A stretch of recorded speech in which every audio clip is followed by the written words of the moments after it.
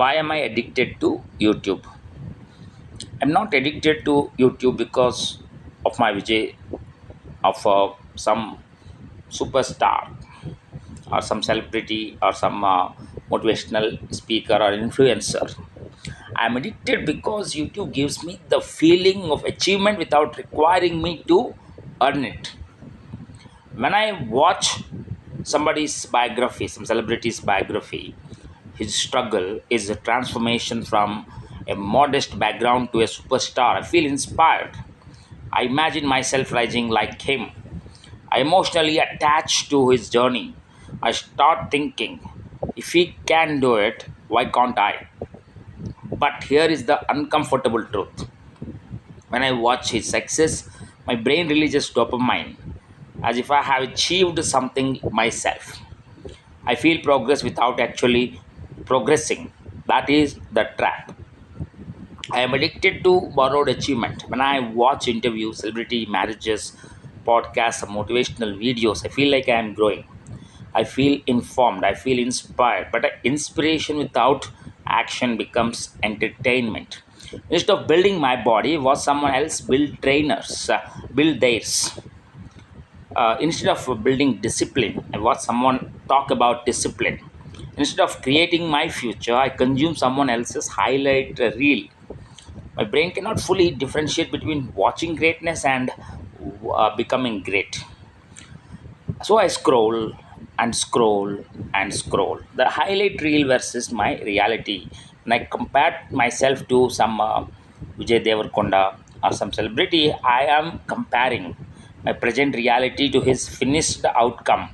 I do not see his years of rejection, his invisible training, his discipline in diet, his dialogue practice, his silent grind. I see only fame, photos, body, success, public admiration. I'm comparing my backstage life to someone else's stage performance. No wonder my self-esteem drops. So my self-esteem is falling because I break promises to myself. The real reason I feel low is not because he is successful. It is because I am not keeping my own word.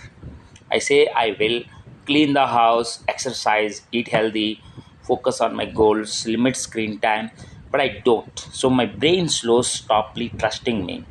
See, self-esteem is not built by watching motivation. It is built by keeping promises. Every time I break a promise, my self-image shrinks. Then I feel worthless. And to escape that feeling, I open YouTube again.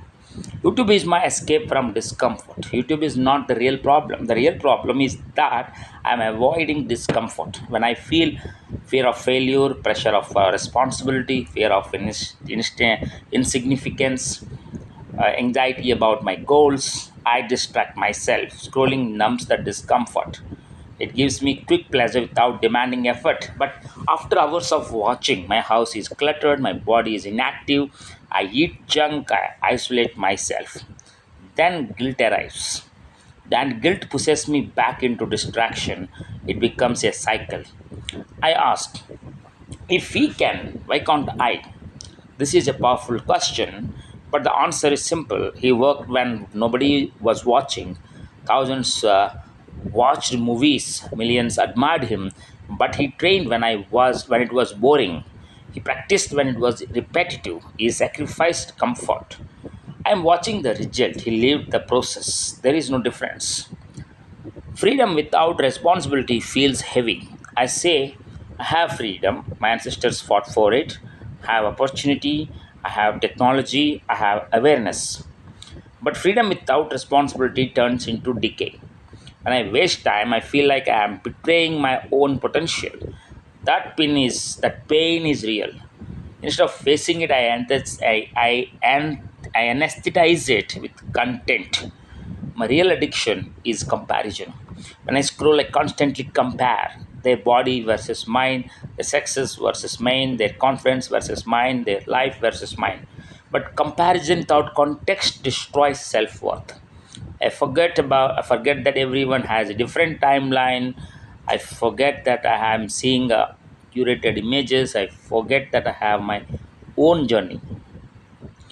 The core issue I am afraid to truly, I am afraid to try fully. If I try seriously and fail, it will hurt. If I don't try seriously, I can blame distraction. Scrolling protects my ego, action exposes my ego, so subconsciously I choose comfort. Digital detox is not about blocking apps. Yes, I should use a digital detox app. Yes, I should block YouTube. Yes, I should keep only essential apps like ChatGPT and Gemini. But blocking apps is not enough. If I do not replace distraction with purpose, my mind will search for another escape. Addiction is not about the screen, it is about avoiding responsibility. How I rebuild myself. I don't need to transform my entire life in one day. I need small integrity wins. Today I clean my room. I move my body for 30 minutes. I avoid YouTube for 24 hours. I eat clean for one day. I sleep without scrolling. Not forever, just today. Every promise I keep rebuilds trust with myself. Self esteem grows from kept commitments.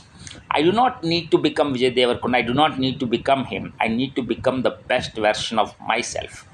He has a journey. I have mine. Superstars are built in silence. Fans are built in noise. Right now, I am consuming noise.